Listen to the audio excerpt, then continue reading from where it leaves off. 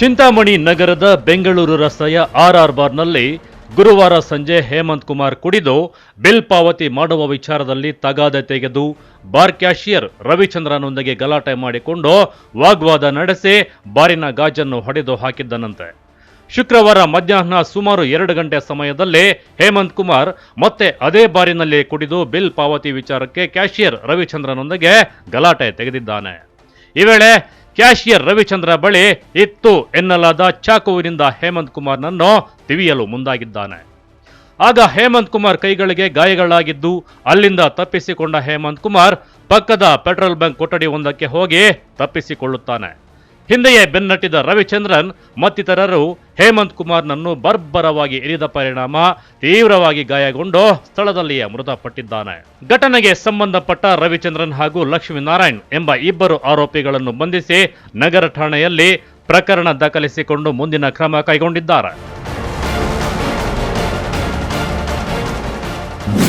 ವಶಕ್ಕೆ ಪಡೆದು ಈಗ ಠಾಣೆಯಲ್ಲಿ ಪ್ರಕರಣ ಕೂಡ ದಾಖಲಾಗಿರ್ತದೆ. ಈ ಒಂದು ಹೇಮಂತ್ ಅನ್ನೋ ವ್ಯಕ್ತಿ ಅಲ್ಲೇ ಸ್ಥಳದಲ್ಲೇ ಮೃತಪಟ್ಟಿರ್ತಾನೆ. ಇಲ್ಲಿ ನಮ್ಮ ಚಿಂತಾಮಣಿ ಪಟ್ಟಣ ಠಾಣೆಯಲ್ಲಿ ಪ್ರಕರಣ ದಾಖಲಾಗಿದ್ದು ಮುಂದಿನ ಕಾನೂನು ಪ್ರಕ್ರಿಯೆಯನ್ನು ನಮ್ಮ DSP ಆದ ಚಿಂತಾಮಣಿ ಆದಂಥ ಶ್ರೀ ಮುರಳೀಧರವರು ನಡೆಸಲಿದ್ದಾರೆ. ನಮಗೆ ಬಂದಿರುವ ಪ್ರಾಥಮಿಕ ಮಾಹಿತಿ ಪ್ರಕಾರ ಈ ಹೇಮಂತ್ ಕುಮಾರ್ ಅನ್ನೋನು RR ಬಾರ್ನಲ್ಲಿ ನಿನ್ನೆ ದಿವಸ ಹೋಗಿ ಒಂದು ಸ್ವಲ್ಪ ಅವ್ರ ಜೊತೆ ವಾಗ್ವಾದಕ್ಕೆ ಇಳಿದು ಸಣ್ಣ ಗಲಾಟೆ ಆಗಿರ್ತದೆ. ನಂತರ ಇವತ್ತು ಕೂಡ ಅಲ್ಲಿ ಕುಡಿಯಕ್ಕೆ ಹೋಗಿ ಅವನು ಪಾನಮತ್ತನಾಗಿ ಒಂದು ಜೊತೆ ಈ ರವಿಚಂದ್ರ ಮತ್ತು ಲಕ್ಷ್ಮೀನಾರಾಯಣ್ ಜೊತೆ ಜಗಳ ತೆಗೆದಿರ್ತಾನೆ. ಸೊ ಒಂದು ಜಗಳ ಆದ ನಂತರ ಇಲ್ಲಿ ಬಂದು ಒಂದು ಪಕ್ಕದಲ್ಲೇ ಇರ್ತಕ್ಕಂಥ ಪೆಟ್ರೋಲ್ ಪಂಪ್ನ ಒಂದು ರೂಮ್ನಲ್ಲಿ ಅವನು ಮಲಗಿರ್ತಾನೆ. ಆವಾಗ ಬಂದು ಇವರು ಅಟ್ಯಾಕ್ ಮಾಡ್ತಾರೆ. ಅಂದರೆ ಮಲಗಿರ್ತಾನೆ ಕೂಡಲೇ ಒಂದು 2-3 ಮಿನಿಟ್ಸಲ್ಲಿ ಅಲ್ಲಿಂದ ಬಂದು ಹಲ್ಲೆ ಮಾಡಿರ್ತಾರೆ. ಸೊ ಹಳೆ ದ್ವೇಷದ ಬಗ್ಗೆ ಈಗೆಲ್ಲ ನಾವು ತನಿಖೆಯಲ್ಲಿ ನಮಗೆ ತಿಳಿದು ಬರಬೇಕಾಗಿದೆ. ಇಲ್ಲಿವರೆಗೂ ಬಂದಿರತಕ್ಕಂಥ ಪ್ರಾಥಮಿಕ ಮಾಹಿತಿಯ ಪ್ರಕಾರ ನಿನ್ನೆ ದಿನ ಅವರಿಬ್ಬರ ನಡುವೆ ಗಲಾಟೆ ಆಗಿತ್ತು ಮತ್ತು ಇವತ್ತು ಮತ್ತೆ ಬಹಳ ಕುಡಿದು ಸ್ವಲ್ಪ ಗಲಾಟೆ ಮಾಡಿಕೊಂಡು ನಂತರ ಇಲ್ಲಿ ಬಂದು ಮಲಗಿದ್ದಾಗ ಅವ್ರು ಬಂದು ಹಲ್ಲೆ ಮಾಡಿದ್ದಾರೆ. ಈಚೆಗೆ ಕೊಲೆ ಪ್ರಕರಣಗಳು ಹೆಚ್ಚಾಗಿರೋದು ನೀವು ಅಂಕಿ ಅಂಶಗಳು ನೋಡಿದ್ದಲ್ಲಿ ಇಲ್ಲ. ಈ ಹಿಂದೆ ಸುಮಾರು 3 ತಿಂಗಳ ಹಿಂದೆ ಒಂದು ಘಟನೆ ನಡೆದಿತ್ತು. ಅದು ಒಂದು ಅಟೆಂಪ್ಟ್ ಟು ಮರ್ಡರ್ 307 ಕೇಸ್ ಆಗಿತ್ತು. ಅದರ ನಂತರ ಇದು ನಡೆದಿದೆ.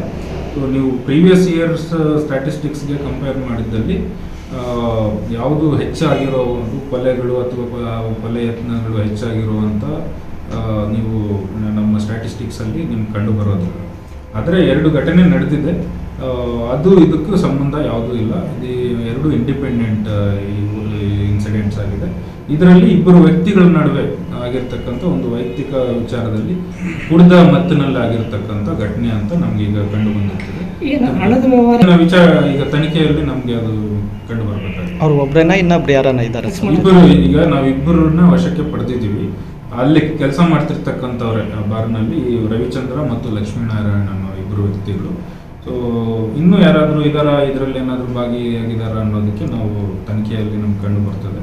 ಅಲ್ಲಿ CCTVs ಕೂಡ ಇನ್ಸ್ಟಾಲ್ ಆಗಿದೆ, ಫುಟೇಜ್ ಕೂಡ ಲಭ್ಯ ಆಗುತ್ತೆ. ಸೊ ಇನ್ನೂ ಯಾರಾದರೂ ಭಾಗಿಯಾಗಿದ್ರು ಕೂಡ ನಾವು ಅವ್ರ ಮೇಲೆ ಕ್ರಮ ಜರುಗಿಸ್ತೀವಿ. Aslam Pasha, MMTV news, Chintamani.